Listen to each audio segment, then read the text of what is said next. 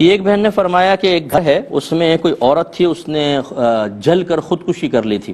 اب کہتے یہ ہیں کہ وہ نظر آتی ہے سفید کپڑوں کے اندر اور محلے والوں کو بھی نظر آتی ہے، اور ان کو محلے والوں کو ڈراؤنے خواب نظر آنا شروع ہو گئے ہیں۔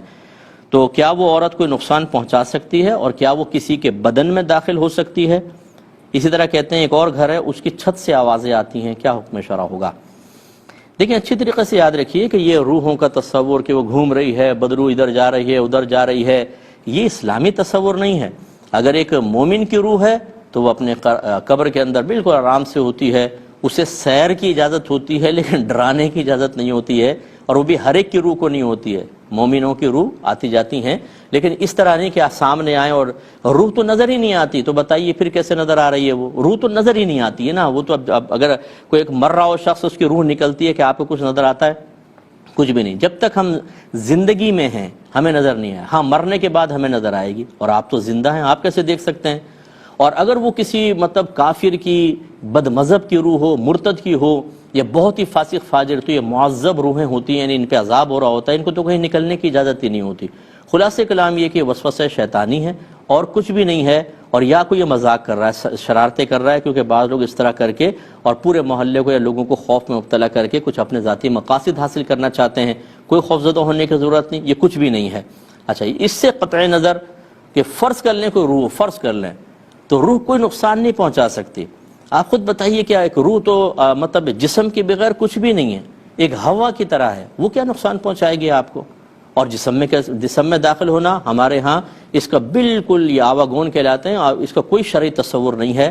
لہٰذا اپنے مذہب کو جب آپ نہیں سیکھیں گے تو غیر مذہب آپ کے ذہن میں آئے گا، جو فلمیں دیکھ دیکھ کر، ڈرامے دیکھ دیکھ کر، الٹے سیدھے جگہوں کے اور بہت سے تصورات اپنے ذہن پہ خلاف شرع جمع کر چکے ہوں، وہ ایسے ہی خوفوں کے اندر مبتلا ہوتے ہیں۔ مومن تو کبھی نہیں ہوگا۔ جو کامل مومن ہے، جس نے اپنا دین سیکھا ہو، سمجھا ہو، روحوں کے معاملات، تعلیم شرع اس کے ذہن میں ہو، تو وہ بالکل خوف زدہ نہیں ہوگا۔ یہ وہی ہوگا جس کا ایمان کمزور ہے۔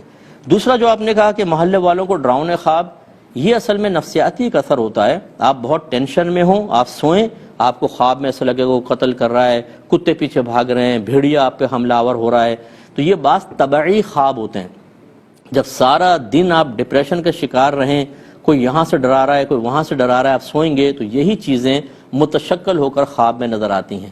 لہذا کچھ بھی نہیں ہے، آپ بالکل بے فکر رہیے۔ اسی طرح گھر کی چھت سے آوازیں آ رہی ہیں، یہ کوئی آوازیں وغیرہ نہیں ہے، یہ آپ کا وہم ہے۔ کوئی کیڑا ہوگا، کوئی ہوا چل رہی ہے، کوئی چیز گر گئی اور وہ آوازیں شروع ہو گئیں۔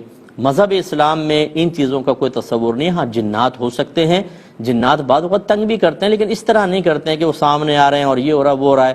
یہ کبھی کبھار ایسے معاملات ہوتے ہیں کہ جنات ہر ایک کو ایسے تنگ کرنے لگتے تو کوئی ایک مسلمان بھی اس سے محفوظ نہیں ہوتا، کیونکہ وہ تو کوشش کرتے کہ ہمیں ڈسٹرب کریں، اور اگر وہ اس ایسی تصرف کر سکتے تو پھر جو نمازی مسجد کی طرف جا رہا ہوتا اس کو اٹھا کے پھر گھر کی طرف پھینک دیتے تاکہ جا ہی نہ سکے۔ ان کو ان تصرفات کی اجازت ہی نہیں ہے، اگر ہوتی تو پھر یہ بہت کچھ کر لیتے۔ یہ صرف دعوت دے سکتے ہیں اور کچھ بھی نہیں۔ تو خلاصہ کلام یہ ہے کہ یہ وسوسہ شیطانی ہے۔ ہمت کریں اور کامل مومن بنیں اور اپنا دین سیکھیے، خدا را خاص طور پہ عقائد سیکھیے، تاکہ آپ کا ایمان مضبوط رہے۔